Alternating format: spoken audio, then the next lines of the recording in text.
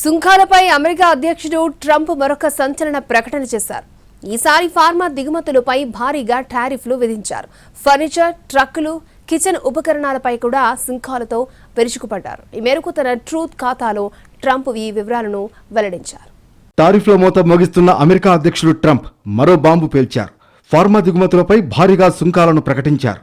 Branded, patent drugs పై ఏకంగా 100% వరకు టారిఫ్లు విధిస్తామని ప్రకటించారు. అమెరికాలో ప్లాంట్లను నిర్మిస్తున్న విదేశీ ఔషధ తయారీ సంస్థలకు సుంకాలు వర్తించవని స్పష్టం చేశారు.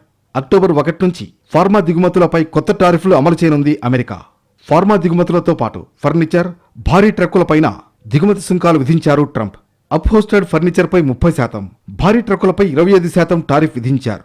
ఫార్మా దిగుమతులపై 100% టారిఫ్లు ప్రకటించిన ట్రంప్ భవిష్యత్తులో మరింతగా సుంకాలు పెంచే అవకాశాలు లేకపోలేదని కూడా హెచ్చరించారు. 150 నుంచి ఏకంగా 250% వరకు టారిఫ్ విధించే అవకాశం ఉంది. ట్రంప్ తీసుకున్న ఈ నిర్ణయం భారత ఫార్మాస్యూటికల్ పరిశ్రమపై తీవ్ర ప్రభావం చూపనుంది. అమెరికాకు ఫార్మా ఎగుమతులు ఎక్కువగా చేసే దేశాల్లో ఐర్లాండ్ అగ్రస్థానంలో ఉంది. తర్వాత స్థానాల్లో స్విట్జర్లాండ్, జర్మనీ, సింగపూర్, భారత్ ఉన్నాయి.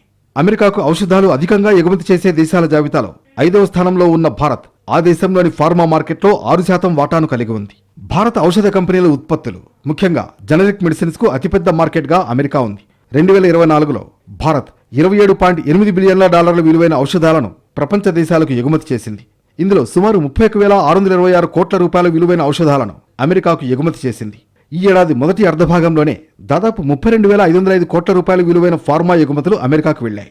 ట్రంప్ టారిఫ్ల ప్రభావం డాక్టర్ రెడ్డీస్, సన్ ఫార్మా, లుపిన్, అరబిందో, సిప్లా, దివీస్ ల్యాబ్స్, అజంతా ఫార్మా కంపెనీలపై పడింది.